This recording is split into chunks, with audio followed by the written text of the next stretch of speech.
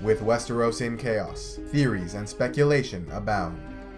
Playing to win.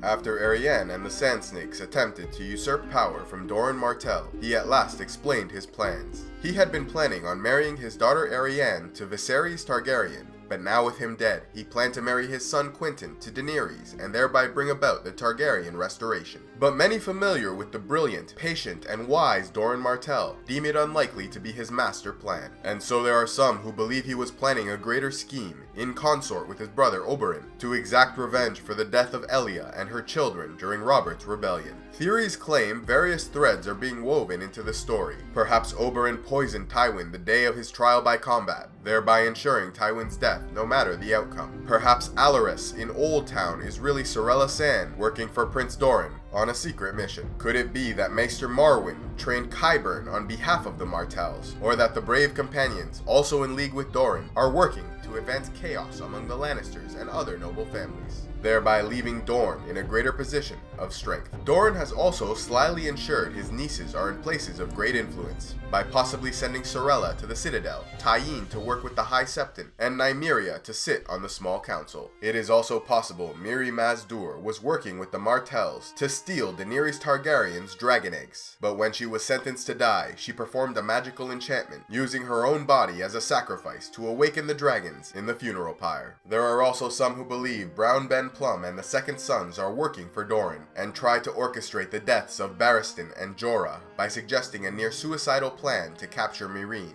However, the plan backfired, and they survived, causing Brown Ben Plum to give up his plans and switch sides to Yunkai. There are some who even believe he set up his son Quentyn Martell for failure, sending him on a faux mission to court Daenerys, with the intention of having him fail for some greater purpose. However, these plans are disrupted when Quentyn attempts to tame a dragon and is killed in the process. Or was he? Going further, there are some who believe Quentyn did not die, and his death was faked. He in fact succeeded in taming a dragon, and his men had to lie in order to keep it a secret as long as possible. Finally, many believe Doran is playing to instill Dornish law on the entire continent of Westeros, allowing for women to inherit the Iron Throne, and thereby place himself in a position for Arianne to take the crown, winning the game for House Martell and leaving them forever unbowed, unbent, and unbroken.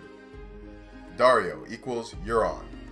There are some who believe Daario Naharis is not what he appears. Many make the connection to Euron Greyjoy, stating they have similar appearances, characteristics, and citing a number of seemingly meaningful links, like Euron's nickname Crow's Eye, and Daario's leading of the Storm Crows. Also their passion for sex and violence, their skills as warriors, and a timeline that seems to indicate the Kingsmoot of the Iron Islands took place while Daario was supposedly on a mission for Daenerys, thereby giving him time to go to Westeros and not have his absence noted. The Perfumed Seneschal. One of Quaithe's warnings to Daenerys Targaryen included, "Beware the Perfumed Seneschal." Given that Seneschal is a rank of Maester, many believe this prophecy refers to Archmaester Marwyn, who is convinced Daenerys is Azor Ahai reborn, and is traveling to her aboard the Cinnamon Wind. It is possible as a veteran Maester he once served as Seneschal, and is therefore the person Daenerys was warned about. Sir Robert Strong. Having been kicked out of the Order of Maesters, Qyburn, as he is known, now works for Cersei Lannister, continuing with his radical experiments and study of the dark arts. After the supposed death of Sir Gregor Clegane, a new knight appears, very similar in size and ferocity, but whose face and body are completely covered by armor. They call him Sir Robert Strong, and Cersei is prepared to allow the knight to defend her in a trial by combat. There are some who believe this is no man at all, but rather the reanimated corpse of Gregor Clegane, a soulless, thoughtless creature made to obey the will of Qyburn.